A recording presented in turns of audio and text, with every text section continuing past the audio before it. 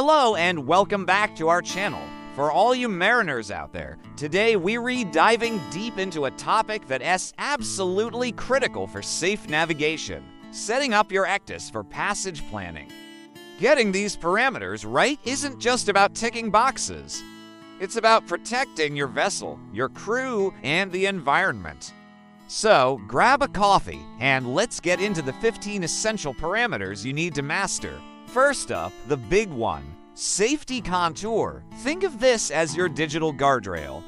It's the line on your electronic chart that separates safe water from unsafe water. You set this based on your vessel's draft plus a safety margin, which is usually around 10 to 30%, depending on your company's under-keel clearance policy. This isn't just a good idea, it's mandated by SOLAS and STCW. Getting this right is your first line of defense against grounding. Hand in hand with the safety contour is our second parameter, safety depth. This setting highlights individual depth soundings on the chart that are shallower than what you consider safe. While the safety contour draws a line, the safety depth makes specific shallow spots pop out in a bold, unignorable way. Together, they create a two-layer safety net to keep you clear of the seabed. Next, we have the shallow contour and the deep contour. The shallow contour defines those extremely shallow areas you want to avoid at all costs, like sandbanks or mudflats. On the other end, the deep contour indicates deep, open sea where you have plenty of water beneath you.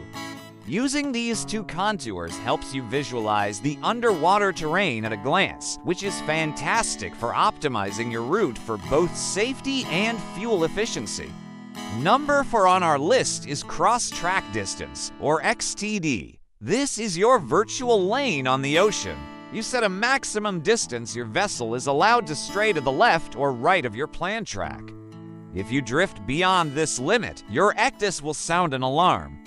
This is incredibly important for keeping your ship within a surveyed, safe corridor, especially in narrow channels or traffic separation schemes. It's a core part of any good ISM safety management system. Following that, we have look-ahead time and distance. This is your ECDIS's early warning system. You tell it how far ahead, in terms of time or distance, you want it to scan for hazards along your route. This function constantly checks for dangers like shallow water, restricted areas, or navigational marks. It gives you a heads up well before you reach a potential problem, giving you ample time to react. Which brings us to parameter number 6, alarm and warning settings. Your ECDIS is packed with alarms, anti-grounding, route check, danger detection, and deviation alarms, just to name a few. It's crucial to configure these correctly. Don't just turn them off because they're noisy. These alarms are your automated second pair of eyes, preventing over-reliance on visual watchkeeping alone and ensuring that critical dangers are never missed. Number 7 is your under-keel clearance, or UKC policy. This isn't a single number you plug in and forget. Your UKC calculation must be dynamic, accounting for your vessel's draft, the effective squat as you move through the water, the height of the tide, and even changes in water density between salt water and fresh water. A robust UKC policy is a non-negotiable for port state control inspections and is a cornerstone of your ISM procedures. 8th on our list is ENC updates. An electronic chart is only as good as its latest update. Your passage plan must be made using fully corrected and updated electronic navigational charts. SOLAS regulations are very clear on this. Charts must be kept up to date. This means regularly applying the latest corrections to ensure your information reflects the real world. Navigating with outdated charts is like driving with a blindfold on. Once your route is plotted, you need to perform a route check, our 9th parameter. This is a validation function within the ECDIS that automatically scans your entire planned route against all the chart data. It checks for any dangers, restricted areas, or prohibited zones that you might cross.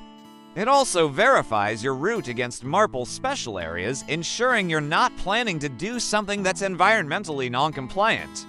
Number 10 is integrating T and P notices that's temporary and preliminary notices to mariners. These are short-term updates that might not be in the latest ENC base file yet. They cover things like dredging operations, buoy relocations, or naval exercises. You have to manually overlay or integrate this information into your plan to get the full picture of any temporary hazards along your route. Next, at number 11, we have environmental considerations. A modern passage plan is also an environmental plan. You must incorporate all MARPL annexes. This means marking emission control areas, ballast water discharge zones, and other special areas where specific rules apply.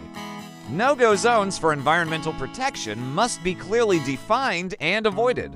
At number 12, we consider the human element and fatigue management. This is a huge one. Your passage plan influences the workload on the bridge. Your watch schedules must align with MLC and ILO guidelines on rest hours. Avoid planning critical navigational maneuvers, like a tight channel transit, during periods when the watch-keeping officers are most likely to be fatigued. A safe plan considers the crew's well-being. 13. Let's talk about safety margins in coastal navigation. When you're in confined waters like straits, rivers, or canals, your margin for error shrinks dramatically. Your passage plan must reflect this by incorporating larger safety margins. This means setting a stricter XTD, having a more conservative UKC policy, and planning for lower speeds. This aligns with STCW training requirements for demonstrating competence in coastal navigation. Getting close to the end, number 14 is berth-to-berth planning. A common mistake is to plan only for the open sea portion of the voyage. But a complete passage plan runs from berth to berth. It must include the pilotage sections, detailing the route from the pilot boarding ground all the way to the final berthing position, and even noting where tug assistance will be required. Finally, at number 15, we have contingency plans. What if something goes wrong? A good passage plan isn't just about the ideal route. It's also about planning for the unexpected. Your plan must include pre-identified alternate routes, safe havens, suitable emergency anchorage areas, and a list of emergency contacts. This is a vital component of ISM-compliant risk management, showing that you've thought ahead and are prepared for any situation. So there you have it, 15 critical parameters for your ECDIS passage plan. Mastering these settings will not only make you a more competent and professional navigator, but will also significantly enhance the safety of every voyage. Thanks so much for watching. If you found this guide helpful, please hit that like button, subscribe for more maritime content, and share this video with your fellow seafarers. Stay safe out there, and see you in the next video.